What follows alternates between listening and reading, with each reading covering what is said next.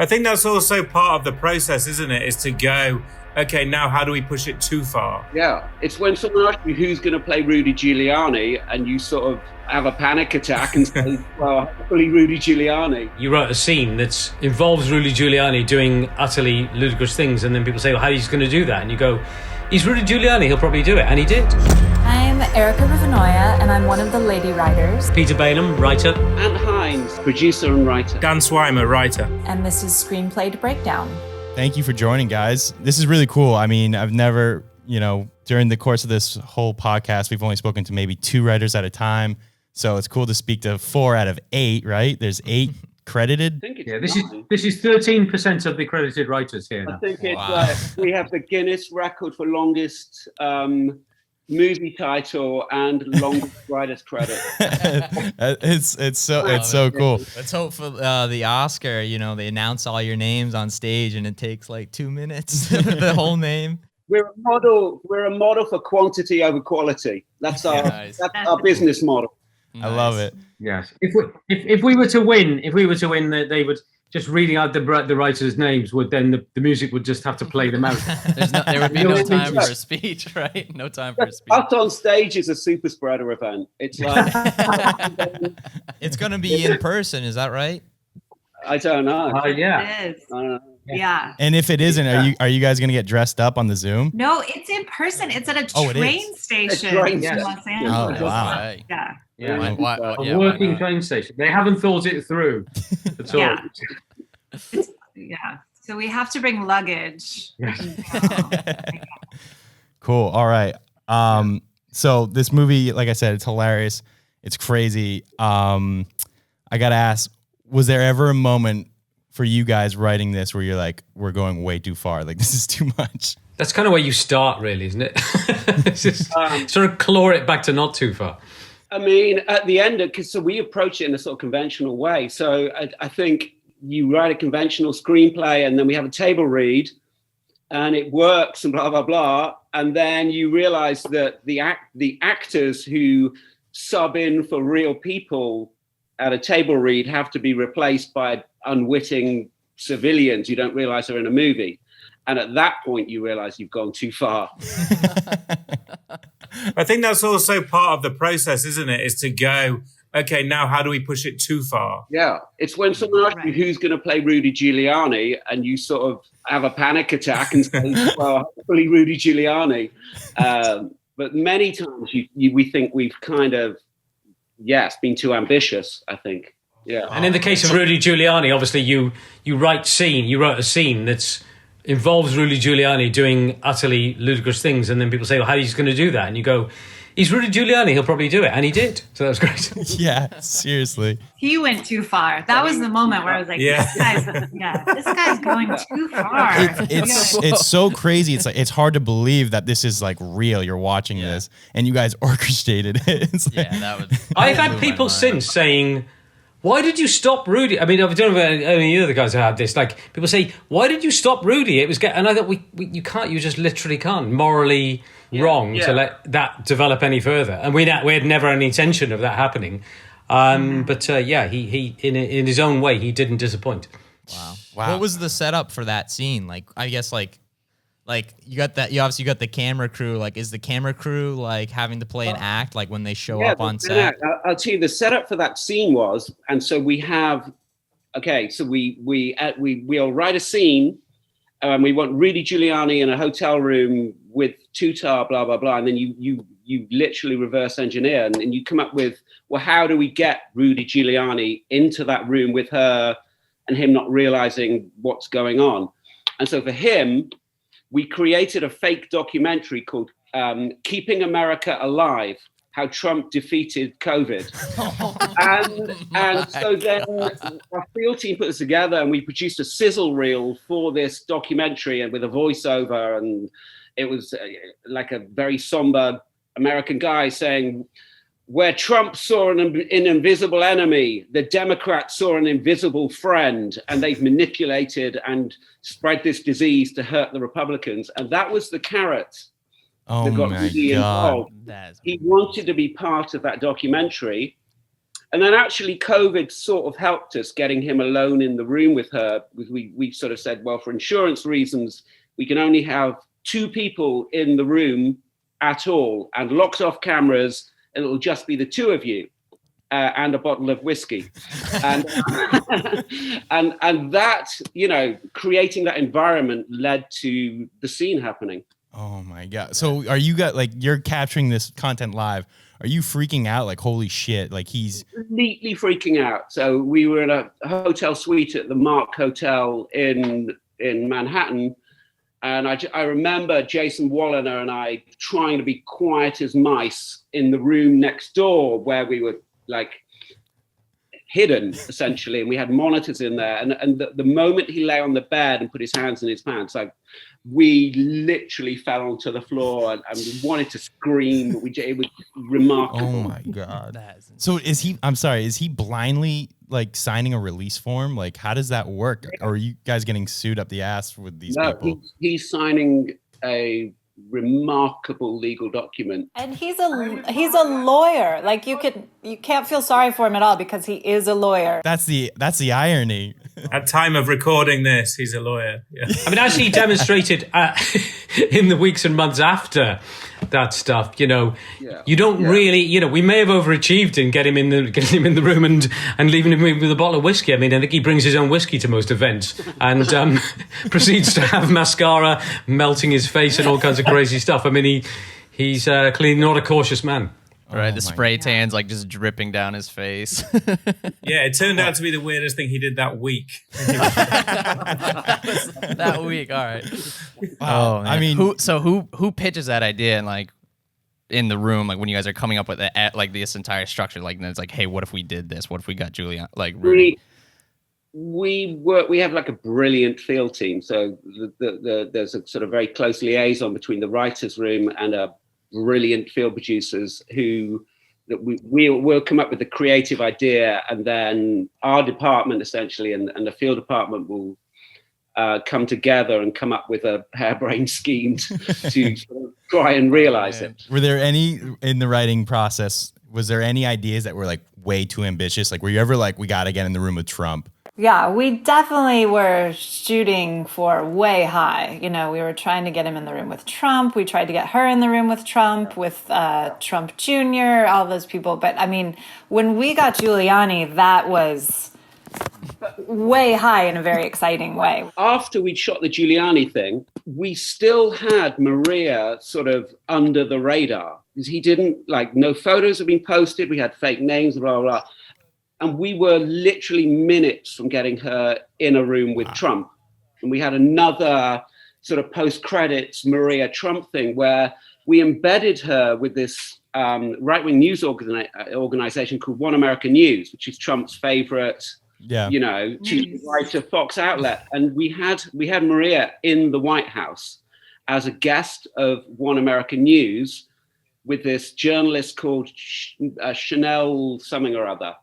And she was Chanel Rion, and she was moments from getting Maria as our Kazakh journalist into the press briefing room where we had something planned.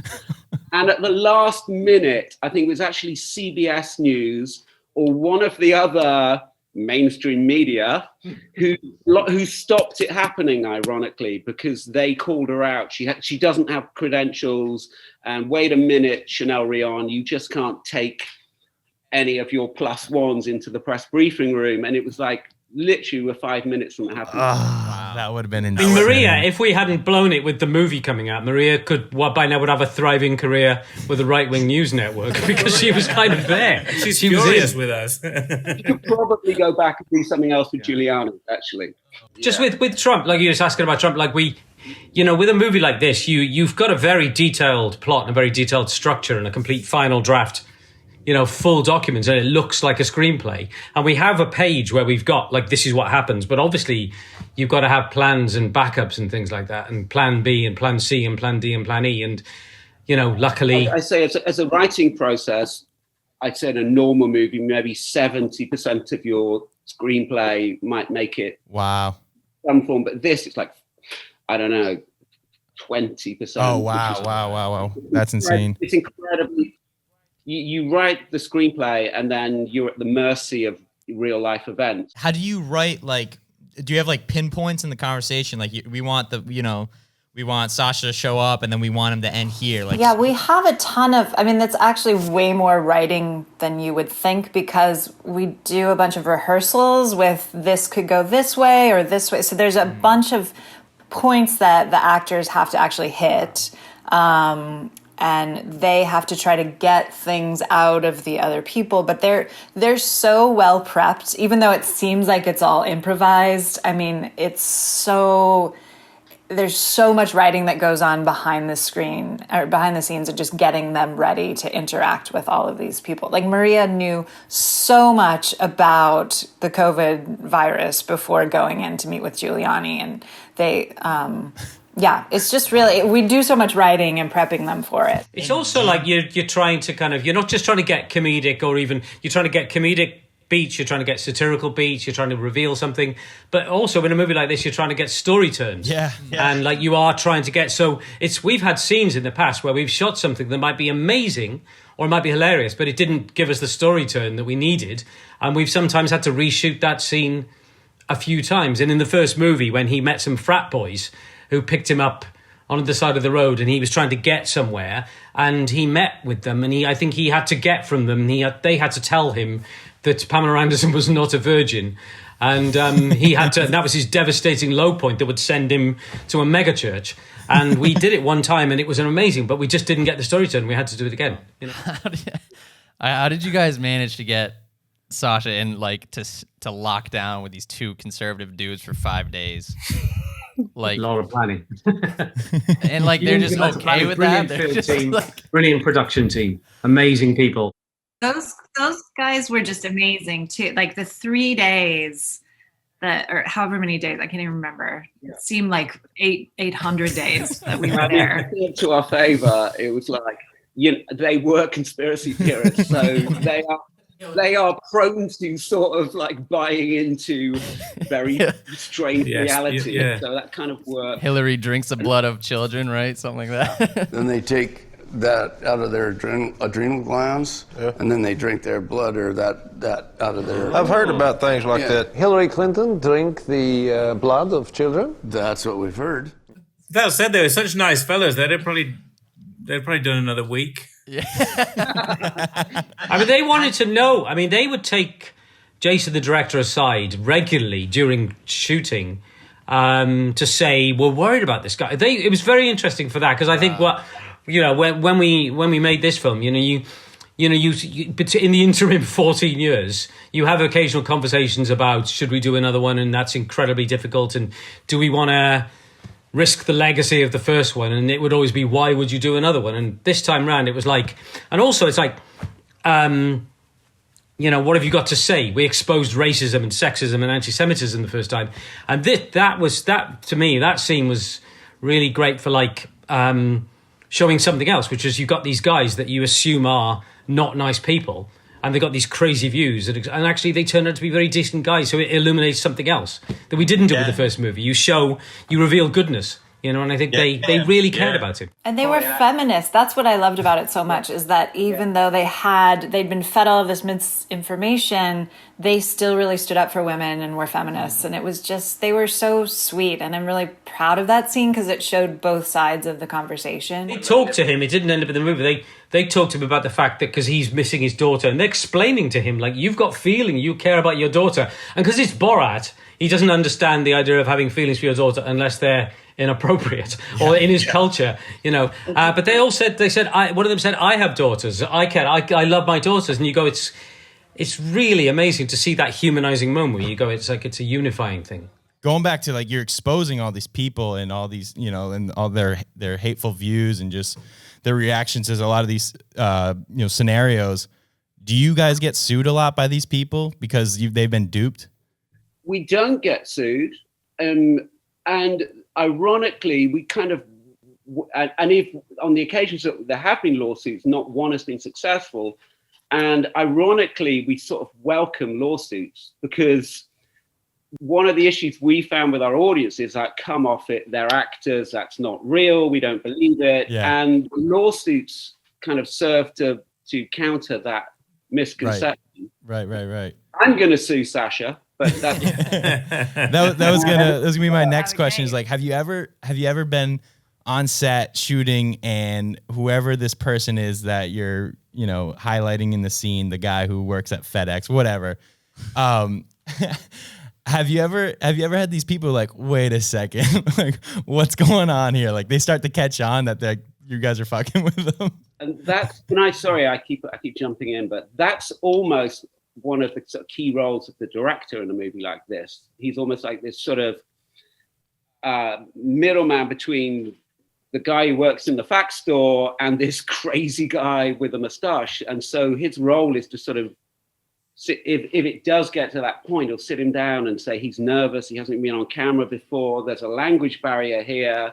Wow. He's acting strange because he senses that you're laughing at him, that you think he's a primitive, and yeah. It's also one reason why when people say things like, because we still have people say, come on, those guys must have been like, come on, they must have been like, is that on the occasions, which does happen as well, happens sometimes is people cotton on, but they're not that annoyed and they play along because they just think, I'm not going to look like an idiot. And you never use that material because you can tell when somebody's playing along. You can tell when somebody's acting and they're for real. And even if they have moments, they go, like Anne said, Jason will talk to them and they come back on board. But you cannot get somebody to do an authentic, believable, fake thing. Nobody is as good an actor as Janice, the babysitter. Yeah.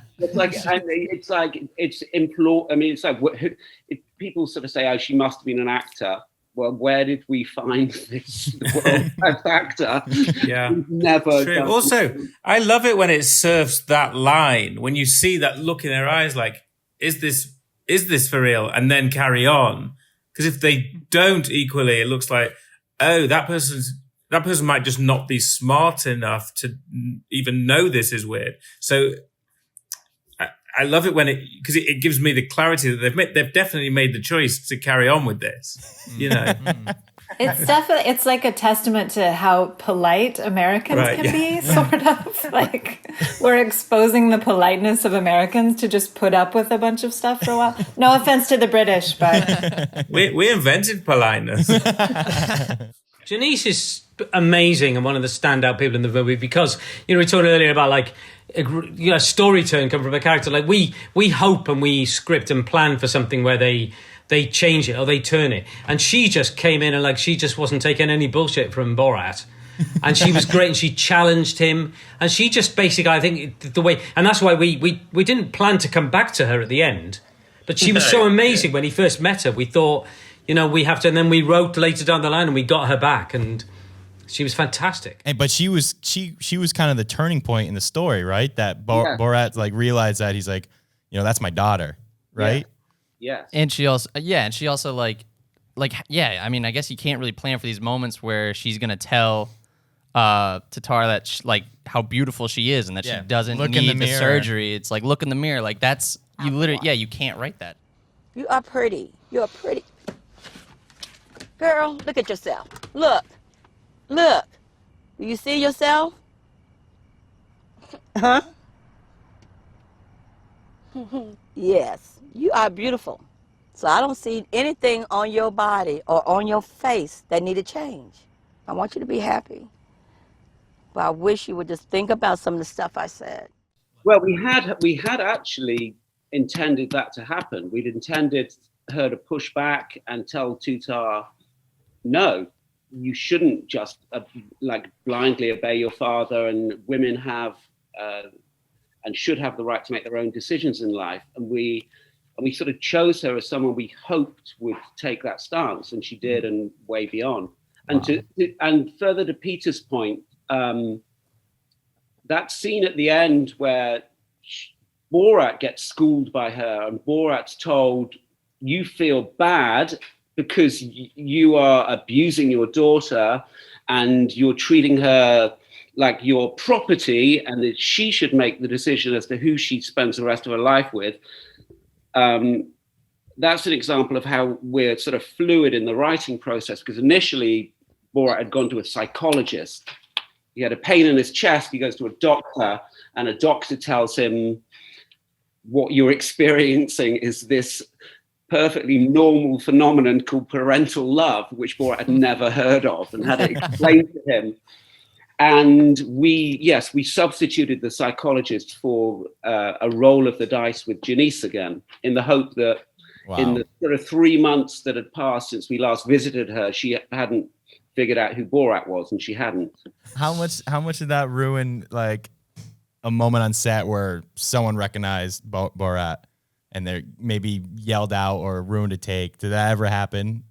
No, it nearly happened. Sorry, I keep jumping in. So the scene where Tutar... I like that you keep apologizing, but then doing nothing. No, but it's that politeness coming in. The scene where Tutar is waiting for her father outside the plastic surgeon's office, and then spots the women's group across the street in a hotel, and it's this Republican women's group, and it's just before she runs away. Initially, that scene was supposed to be her and Borat together, but about 20 minutes before we started rolling, and before we brought Borat into the room, one of the women in that group said to one of our field producers, "Oh, by the way, the last time I took part in a documentary, I ended up being in a movie called Borat." Wow. Isn't that funny? What are the chances of that? So we realized that this, like, by some massive coincidence, that one of the women in that women's group, if you watch the first movie, she's the woman who has the yard sale at the first movie where Borat discovers the Pamela Anderson book. And so, of course, we couldn't. Wow. We then had to exclude Borat from that scene, and Maria did it solo. Wow. So what are the chances? What are the chances? That's wild. Would you say like a situation like that, were there other moments that, like, you know, the people around you like influenced the story by, like, you know, either like saying something that inspired you to like, whoa, maybe we should move the story into this direction, or maybe we should like pull back from this? That happened a lot in the lockdown house, actually, where we initially went in with this idea of, you know, he's going to terrorize them because they're awful and we're going to want to hate them. But as we were there over the time, we really started to like them and care about them, and they cared about him, and they were really loving. And so it evolved. That scene really evolved a lot more to be much more about how they were good guys and they were feminists and they were trying to help him and find his daughter. And I mean, we had this part where he was going to be having sex with one of their taxidermy deer heads. Yeah, it became more of a bonding experience than like the cuckoo in the nest that it was planned to be, I suppose. Yeah. The pictures of him with that deer, it's just, but we cut that. I think it's true. Like, we had before that version, because every one of these goes through a million iterations and debates and whatever. And we were going to do it when we had, I think with like, and we were going to do it with like incel guys, like much more those hardcore combat fatigue, furious virgin men. They were going to build a medieval trap, like guys, and they were going to lure into some medieval trap, like a trebuchet or something. Wasn't it? We're going to put onions. We're going to put onions, and then he was going to jump on her with a net. Yes, but another example. I'd say another example of events that happened subsequently altering and affecting the story is actually the CPAC sequence now, which is currently sort of the midpoint of the movie, but originally CPAC was going to be the end. And the moment where he's running through CPAC and ends up on the main floor of the conference with Tutar on his shoulders was initially supposed to be after he's rescued her from the Giuliani hotel room. And he goes in and rescues her. They flee together. She trips over, knocks herself out. He's forced to pick her up and carry her, and then ends up unwittingly on the main floor of CPAC. And we shot that part. We shot the escape thing. We still had the hotel room thing to shoot. But then COVID happened. And so we couldn't shoot a hotel room that matched, like it was at CPAC and blah, blah, blah. And we sort of thought, oh, CPAC's a bust. We're never going to use any of that footage. But then reviewed it in the edit, realized we had this great moment of him running into the auditorium and Pence making a sort of brilliant sort of one-liner about COVID denial. And we figured out a way of not wasting that footage. Yeah. Right. He was saying how he had it completely under control. Yeah, we got like 15 cases. No, that didn't age well at all. No. Really, I'd say that like this, doing the first movie and this one, but more the first movie was, for me, I think for everyone else as well, the best schooling in writing a screenplay. Because like you can do like theoretical courses, you can do like, you know, McKee and all that, and you can learn about this and midpoints and you know, but like the chaos of writing the story and then filming it and then the edit, and you find so much of it, you find the story in it or whatever like that, and you just go, oh, those principles do work, but we found them through almost like trial and error. Well, not trial and error, but you find them through this just doesn't work here. So we've had scenes in both movies that we've gone, this is the best thing we've ever written, this is the best thing we've ever shot, and then they just don't make it into the movie because they don't work anywhere in the story. And it's just a really good, you know, the whole movie, both movies completely follow, you know, screenplay and story movie structure. Yeah, like you have a great storyline. It's a father and daughter coming together, but on top of that, it's like you've put these movie characters in the real world, and that's what blows my mind. It's like an impossible task. So how much prep goes into something like this? How many years of development and planning goes into a movie like this? Years, and then it all gets tossed up in a ball. A lot. I mean, it's insane. 6 months plus, I think, before we actually get out and shoot. You have to combine the initial writing process. You write a screenplay, then you have to factor in that the majority of that screenplay will not end up on the screen because the headwinds you're going up against shooting in the real world are prohibitive. And then you have to literally book these events, find these people, get accreditation to go to CPAC, there's logistics. And if they don't exist, create them. Yeah. Yes, if they don't exist, create these events. So it's crazy. Like, yeah, you're shooting into the pandemic, and that literally changes your ending, right? Like, that's the biggest Into the curveball. whole third act. Yeah. That's the biggest curveball of all, really, because because we'd stopped as everyone else did, and then, you know, made the decision to go not just with COVID in play, but also with COVID in mind, and to try and build COVID itself into the story, because otherwise it would have been weird to come out with a movie this year or last year that was seemingly shot in the real world that didn't talk about it. You know, like, I mean, for me, we were all hearing it, like, you know, COVID this, COVID that, like, no one ever really thought anything like was going to come of it. But like, were you guys like, okay, in case this happens, let's go and let's shift in this direction? Or like, were there other scenarios that you guys were like kind of throwing out? Like, yeah, in case COVID becomes a thing where then everyone's in lockdown, like we can keep doing this? Or we were kind of in denial a little bit until we were COVID deniers. Still are. No, for sure. We were for like after like 2 weeks into being shut down, we were sort of resigned to the fact that we may get to finish this movie at some point in 2021 when COVID has literally gone away. And then we realized that can't happen because the sort of thrust of this movie is sort of an anti-Trump statement, and we were just 100% realized one way or another this movie must come out before the election. Well, it was so trippy watching that movie because you were living it too. Like, you know, you go outside and you're wearing a mask. You turn on the TV and one moment no mask, the next scene everyone's wearing masks. It was just really bizarre. It was a really crazy experience for as far as like movies go. And And then you guys released it when? Like it all within the same year, right? How did you pull that off? The post team was just relentless. Wow. I mean, so many editors and so going through all of this footage, and they were crazy. We were creating stories in post. I mean, it was just amazing. The flexibility of just everyone on the crew and working so hard and, you know, going to, okay, wait, there's a white nationalist rally. Let's get over there. You know, just like crossing the country to go to these various terrifying events. It was just everybody just really came together and worked together in a really without actually being way. Together.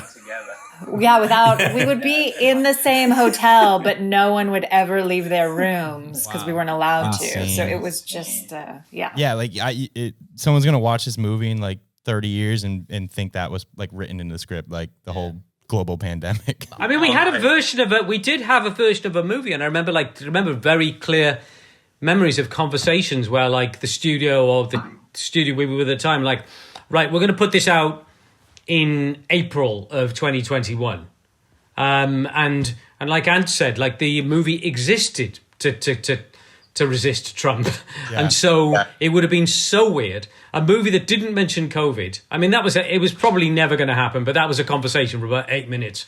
This movie will go out in April, and it won't be anything to do with COVID. Yeah. And that would have been a very strange movie in the end. You know, it might have been perfectly functional and funny, but it would have been irrelevant. And so it was so important to get it out, you know, acknowledge COVID, embrace COVID, and then actually happen and come out before Trump left. One thing I was wondering, so all of us, we're a bunch of brothers. There's like about 8 of us, like 7 brothers, 1 brother-in-law. And we have our own film production company. But we were wondering, like, how do you guys, like, it's so hard for us just to like shoot out ideas and then you land on an idea and get shut down and stuff like that. Like, there's 8 writers and we kind of relate to it in a sense. So it's like, what was the writing process like as far as like taking like, oh, like what's like, that's the best idea. Let's go with that. I guess we're quite instinctive, aren't we? What makes us laugh in the room tends to be the biggest signifier. Because it's always hard to remember what made you laugh afterwards. So obviously we have a coded system for writing down what made us laugh in the room. Coming into this, having not known all of these guys forever, they've all been working together for hundreds of years. And so as both an American and a woman coming in on this, it was just so much fun seeing this system that all of these guys have had, which is just a lot of screaming at each other and talking over each other and crazy British references that I don't know who half of these politicians are, or I don't get any of these commercials, but just like trying to get a voice in there occasionally. It was just fun to see their whole system, but that they were still open to new ideas and especially lady ideas. But it's definitely one of the yelliest rooms I've ever been in. I love that you called it a system. That's real flattering. It's going to be not like the method, it's the system. Shouting in British accents. But also one of the key things is that every scene has to be written 5 times. And that is pretty good in terms of like road testing and kicking the tires on the comedy of something. Is returning to it and then returning to it again. Because a 2-minute scene in the movie is probably 3 hours of shooting. So there's always room for we're not sort of squabbling over the 3 lines that go into this scene. There's literally in the writing process there's 300. Did you guys write like a traditional script, like in like the traditional format, or was it like just like beats? Final draft script. It's actually out online. I didn't realize it until recently. And hundreds of revisions of it. I think we were renting new colors and like it was like a quadruple goldenrod or something. Heliotrope, isn't it? Double heliotrope or something like that. So one last question, and we'll let you guys go. Thank you for your time. You're writing the script, and you're writing hundreds of different revisions and drafts. Are you like you're satisfied with it? And in any part in your head, are you like none of this is gonna make it in there?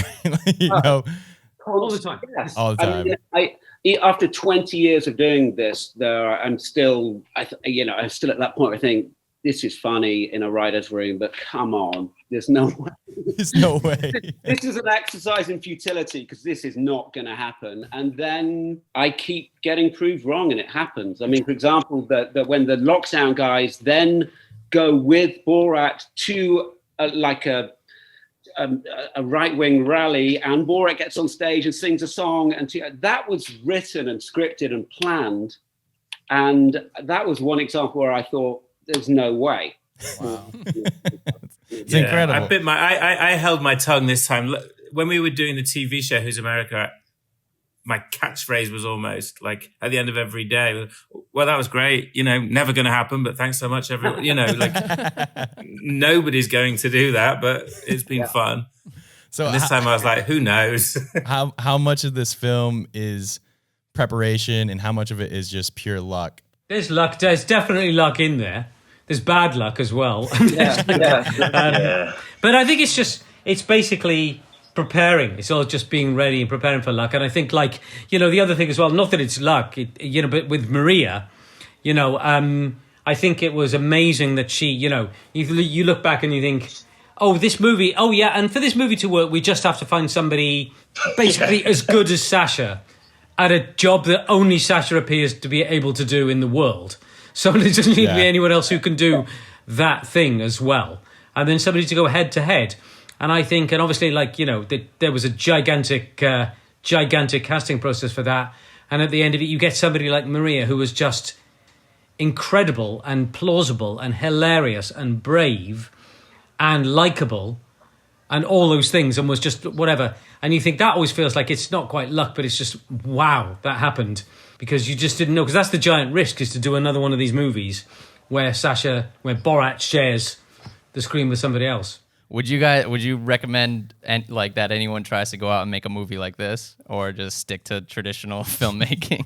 Only if you have an amazing field team. Yeah. That's the only way. Yeah. Awesome. Don't go out and find your own racist. Let someone else find your racist for you. Yeah, I heard Sasha was wearing a bulletproof vest at that rally. Is that true? Yeah, that's 100%. And a bulletproof speaker as well, wasn't he? He had like a giant speaker that were like I think it was designed to withstand rocket attacks. I don't know. I will say though, Israeli bodyguards, those are the ones to get. If you're in the market for bodyguards, yeah, I am. Always looking for protection. Yeah, awesome, awesome. Well, thank you guys. Thank you, Anthony, Erica, Peter, and Dan. This has been awesome, and I'm blown away how you even pulled something like this off.